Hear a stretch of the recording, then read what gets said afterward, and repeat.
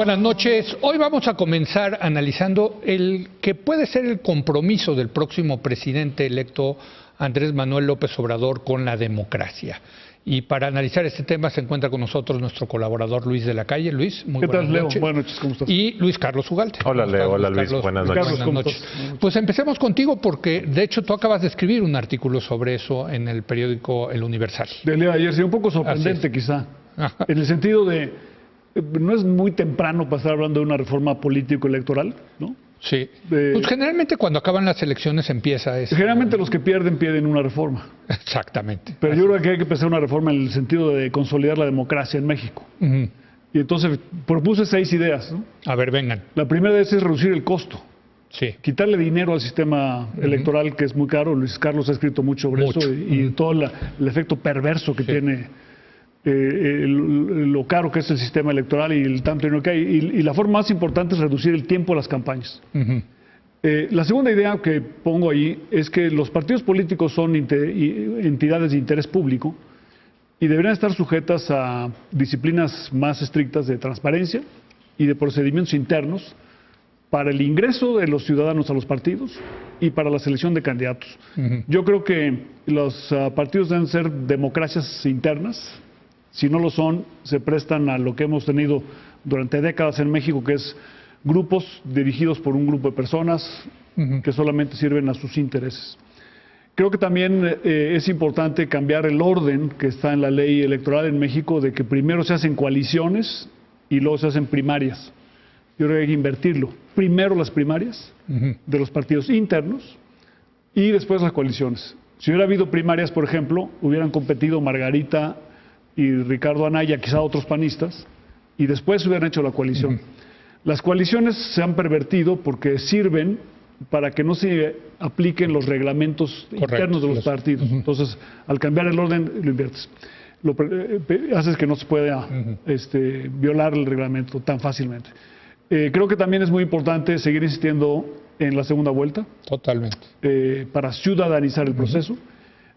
También pongo en el artículo la importancia de facilitar la participación en la reelección, o sea, quitar el candado de que tengas que presentarte exclusivamente por el partido que te postuló la vez anterior.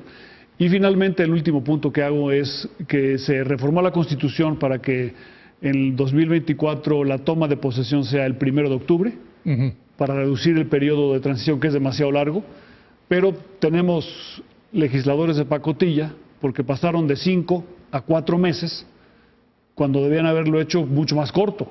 O sea, no se requieren 4 meses de transición. Las transiciones en general nos hacen daño cuando son demasiado largas. Y creo que lo estamos viendo. Lo estamos viendo ahora. Sí. Se perdió una oportunidad para hacerlo mucho más corto. Yo lo hubiera hecho del 1 de julio al 1 de septiembre. ¿Cómo ves, Luis Carlos? ¿Te suena? Me suena que hay que hacer una reforma político-electoral. Sí. Pero me suena que el contexto no lo facilita. ¿Y por qué no lo facilita? No se va a dar, Tú también lo dices en tu artículo. Las expectativas son bajas, pero no quiere decir que no haya que insistir en ello. Sí se requiere hacer, pero el tema es que ganó el candidato políticamente correcto y lo hizo por un mandato poblacional enorme. Entonces, bajo un sentido, tú puedes decir que ganó el elegido de la historia, que la gente está feliz y que por lo tanto no hay problema ya. Y sí hay un problema severo en las reglas electorales, pero el hecho de que haya ganado por tal magnitud hace que eso pase a un segundo plano. Entonces, una cuestión de López Obrador es, ¿y para qué cambiamos si ya ganamos? Lo único que ha dicho hasta... Pero como decía Luis Carlos, es que generalmente los que presionaban para hacer los cambios eran los perdedores. Los perdedores están ahora en la lona, no se han levantado, no tienen idea de qué van a hacer. Ahora, ¿por qué es importante que se haga ahora? ¿Y por qué a López Obrador y a Morena les convendría hacerlo ahora? Primero, porque si no lo hacen ahora, después van a entrar en la lógica del confort. Y van a ser capturados por las mismas estructuras que han hecho que nuestras campañas sean muy caras. Estas estructuras de mercenarios, movilizadores, liderazgos intermedios, de hecho, muchos de ellos ya ayudaron a Morena este año a ganar la elección.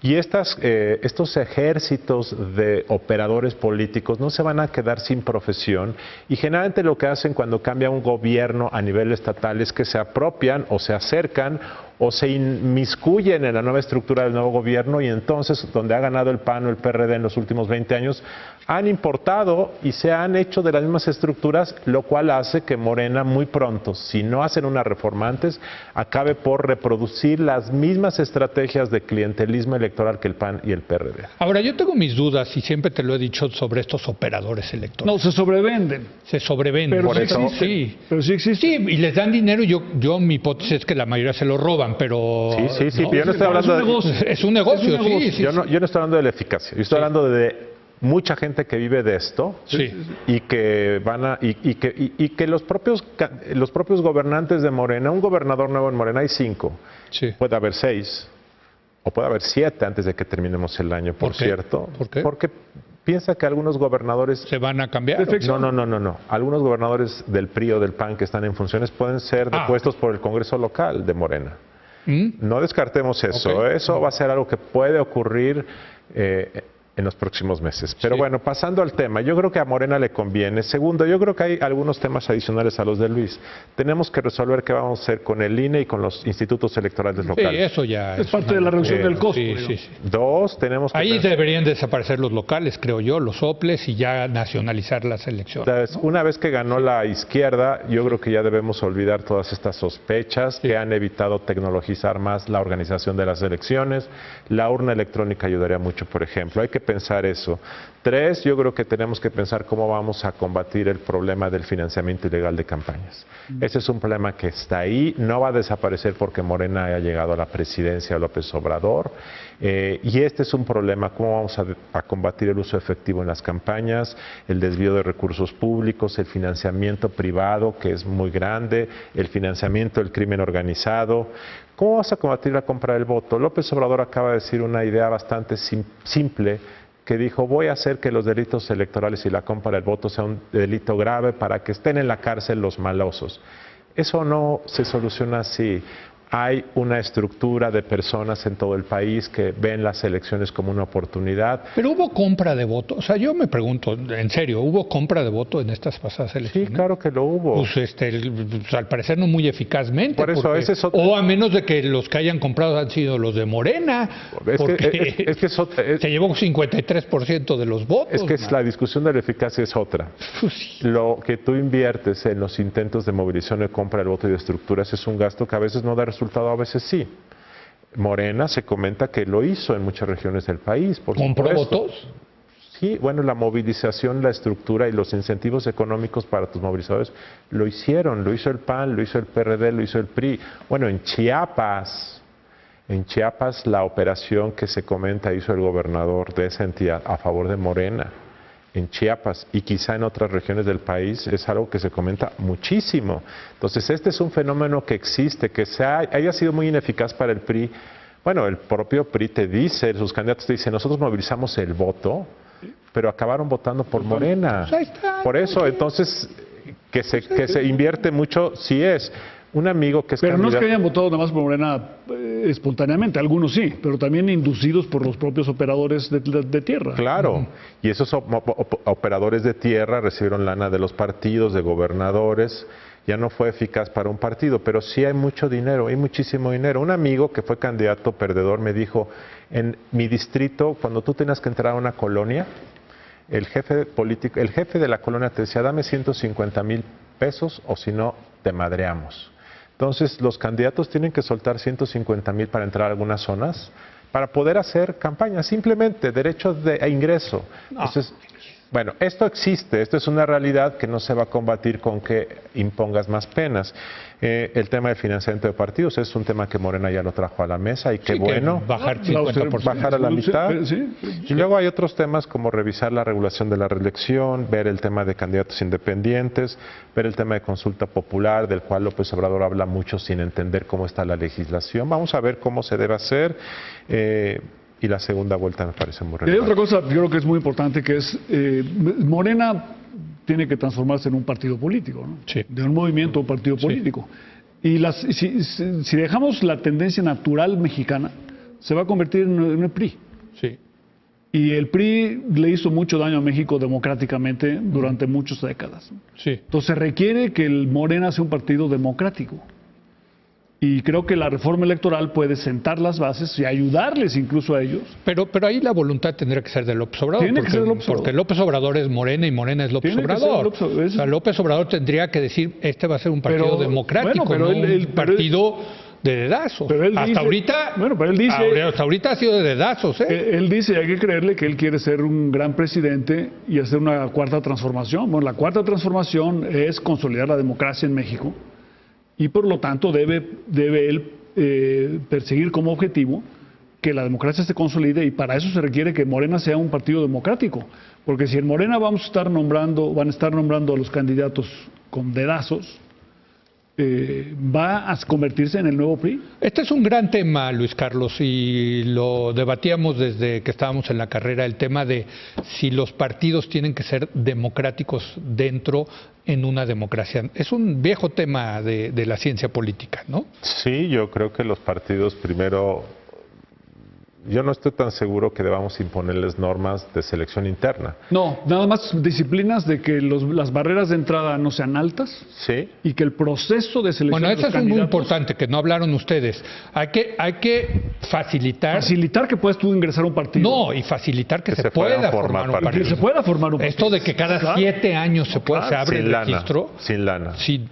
Aquí debe ser... Claro. ¿Quién quiere hacer un partido? Órale. Nosotros 3, órale. Claro. Pero nadie nos va a dar dinero, sino hasta que hayamos ganado una elección nacional con 4% de la votación. Y la segunda vuelta te ayuda porque puedes bajar las barreras para la primera vuelta de una manera muy importante. Sí, pero lo que tenemos ahorita es una barrera muy, muy alta para entrar a los partidos y para formar un partido. ¿Sí? Eso sí es. Y luego todas las barreras dentro de los partidos. Claro. Ahora, hay un argumento para que López Obrador y Morena vean esto como algo estratégico en lo inmediato, que es: el plan de austeridad global de López Obrador requiere atacar el costo de las elecciones y implica reducir el financiamiento de los partidos, que ya propuso Morena, muy bien, pero implicaría la reestructura organizacional del INE, de los institutos electorales, de los tribunales. Hacer esa reingeniería para colapsarla y hacerla más pequeña requiere cambiar la ley. Este es el momento para hacerlo, para que en enero ya pueda venir un nuevo paquete con una nueva organización. Tenemos un elefante blanco en materia de organización de elecciones. Es muy grande y es muy costoso. No, y además tienes tú todos los programas sociales. Sí. O sea, la gran reforma del gobierno López Obrador debe ser en los programas sociales. Eliminar duplicidades, quitar muchos programas, hacerlos más... Están en eso, al parecer. Más efectivos. Bueno, pero muchos de ellos están diseñados como para atender al clientelismo electoral. Y entonces la gran oportunidad es vamos a quitar todo eso y por lo tanto cambiar también el sistema electoral a través del cambio de los programas sociales. Lo ha dicho el propio presidente electo, que él quiere que los programas sociales no sirvan para la coacción del voto. Bueno, pues es el momento de hacerlo, y para eso requieres aplicar las medidas de austeridad al proceso electoral y hacerlo más barato. Yo creo que sí hay una oportunidad, y si no lo hacen ahora, no lo van a hacer durante el sexenio. Resumiéndolo, yo creo que hay un paquete que incluiría financiamiento de partidos, reducir el costo de la estructura de autoridades electorales. Correcto. Y hay uno tercero que iría de la mano, que es reducir el costo de los poderes legislativos. Ricardo Monreal, Martí Batres lo han hecho y Mario Delgado lo han propuesto, pero para hacer esa reforma integral requieres modificar la estructura interna de los congresos, regular el funcionamiento de las comisiones. Hay varias cosas que hacer. Si tú hicieras ese paquete, puedes ahorrarte al año como 25,000 millones de pesos, quizás hasta 30, pero en lugar de proponer cosas aisladas, lo tienen que hacer en un paquete, y de la mano yo creo que se puede colgar otros temas que acaba de mencionar. Porque si la austeridad que va a tener al principio por lo menos el presupuesto del nuevo gobierno es solamente para los ciudadanos, claro, la austeridad debe ser sobre todo para la clase política, que es donde está el dispendio. Y es donde la gente está enojada. Y es donde la gente está enojada, incluido en el sistema electoral. Sí. Ahora, yo creo que nada más hacer austeridad en la parte político-electoral sería desperdiciar una oportunidad. Porque sí se requiere consolidar la democracia en México, y sí se requiere, creo que todos los mexicanos lo necesitamos, que Morena se convierta en un partido democrático. A ver, nos quedan 4 minutos y sí quiero entrar al tema de si tiene incentivos o no López Obrador. No los para tiene hacer ahora. Y el tema de la oposición, efectivamente la oposición, yo digo, está en terapia intensiva debatiéndose entre la vida y la muerte, sobre todo el PAN y el PRI, pero al final del día, pues sí se necesita la voluntad tanto de la oposición como del gobierno de decir vamos a cambiar las reglas del juego. No parece haberlas. No las tiene. Porque digo, para López Obrador pues yo ya gané así y así me quedo, hombre, ¿no? No las tiene en el corto plazo. Sí. Pero digamos, si tiene una visión de hacia dónde quiere llevar el país, creo que, y si quiere comportarse pues depende de la estadista, visión. Bueno, pues esa es la gran pregunta. Pero la otra es, aquí nos quedamos 30 años, y con estas reglas, y se pueden quedar 30, 40 años más. Bueno, eso Pues sí. es exactamente, sería dar un paso para atrás en términos democráticos muy importante. Bueno, la única cuestión es, si López Obrador quiere ahorrar dinero y lo necesita urgentemente porque no le van a alcanzar sus recortes a los sueldos de los altos funcionarios, tiene que pensar paquetes globales. Si él quiere combatir la corrupción en compras gubernamentales y licitaciones, como han dicho, y han dicho que van a consolidar compras, eso es insuficiente. El gran problema de la sobreestimación de las licitaciones es que quien licita es alguien que te pagó tu campaña. Entonces tiene que cobrar lo que te dio a través de la obra pública del gobierno que ganó. Sí. Si tú no resuelves el problema del precopeo, no vas a resolver el problema de la borrachera de la fiesta. Tienes que atacar ese problema de las campañas y tienes que atacar el uso efectivo y tienes que atacar el gasto excesivo en estas. Eso requiere una reforma electoral integral y eso es un buen incentivo para López Obrador. Bueno, además hay otro tema que es toda la parte de seguridad. O sea, en México una parte importante del problema de seguridad está íntimamente relacionado con la corrupción y con la corrupción que viene del sistema político electoral. O sea, la corrupción en México está relacionada con el sistema electoral. Y la democratización de los últimos años en México fue hecha a billetazos. Y creo que eso estamos pagando el costo porque eso corrompió el sistema y la corrupción llevó a un México más inseguro. Entonces, están los foros de seguridad y si quiere avanzar en la parte de seguridad, creo que también tiene que atacar la parte de la corrupción política. López Obrador tiene nada más un sesgo que no alcanza a ver. Como él ha hecho campaña de manera austera y como yo estoy seguro, muchos de sus candidatos en esta elección ganaron con menos lana que otros. Que los que perdieron. Que los que perdieron. Entonces él cree que así se puede hacer campaña y no se da cuenta de que hay muchísimo dinero corriendo, incluido dentro de su partido y de muchos de sus aliados y muchos candidatos de Morena que gastaron mucho. Él no se da cuenta, entonces él cree que su manera de hacer campaña va a ser la nueva forma en México. Si tú no resuelves este mercado paralelo subyacente debajo de la mesa que opera con mucha lana, muchos constructores que te dan, restauranteros, antreros y el crimen organizado, si no resuelves ese mercado no vas a poder combatir la corrupción gubernamental y por lo tanto sus presupuestos van a estar capturados por estos incentivos perversos que se cobran su donación de la campaña a través de presupuestos futuros. Ese es el tema de fondo. Ahora, yo sí, claramente escuchándolos, me queda claro que sí hay que hacer varios cambios. Lo de la segunda vuelta, pues desde luego. Por cierto, no hubiera habido segunda vuelta en esta elección. No, hubiera sido, ¿quién sabe? Hubiera cambiado la dinámica, ¿no? Hubiera cambiado la dinámica. La dinámica, pero yo creo que sí, no veo esos incentivos ahí, ¿eh? O sea, aunque ustedes dicen, bueno, le puede convenir para eso, para el otro, yo creo, y déjenme ser el escéptico acá, que ellos dicen, yo ya llegué y yo me voy a quedar aquí un buen rato. Lo de los superdelegados va en esa tesitura, ¿no? O sea, los superdelegados es una figura política, territorial, para conquistar territorios para Morena y centralizar el poder. No, sin duda. Pero yo creo que esas señales de que no hay contrapesos, de que Morena tiene la Cámara de Diputados, la Cámara de Senadores, los procónsules, va a tener mayoría en los órganos reguladores con cierta rapidez, son precisamente las señales de alarma de que se requiere consolidar la democracia mexicana. Entonces yo creo que como analistas, aunque la probabilidad de que se haga sea poca, tenemos que insistir en que es importante que se haga, porque si nadie dice nada, la probabilidad es cero. No, bueno, y hay que decirlo también, si se hubo democratización en México es porque la izquierda estuvo presionando y presionando y presionando de 1968 a la fecha, 50 años. Ahora la izquierda ganó y pues yo no sé si vaya a tener incentivos para seguir presionando. López Obrador, si quiere reducir el costo del Tribunal Electoral, que lo quiere reducir, es más, yo creo que para López Obrador es un mal gasto tener un Tribunal Electoral. Si quiere reducir eso y el del INE, tiene que abrir la legislación electoral. Y si ya la va a abrir, que la abra para incluir otros temas. La mejor manera de hacer irrelevante al Tribunal Electoral es la segunda vuelta. Pues sí. Los ciudadanos van a resolver el resultado de la elección. En la mayoría de los casos habrá alguna elección que termine en el tribunal en segunda vuelta, pero serán minoritarias. Bueno. En ningún país del mundo nadie sabe quién es el presidente del INE. Sí. ni quién es el presidente del Tribunal Electoral. No, aquí es un desastre. Pero ya nos tenemos que ir. Gracias Luis de la Calle. Gracias Luis Carlos Ugalde. Muchas gracias a los dos Luises.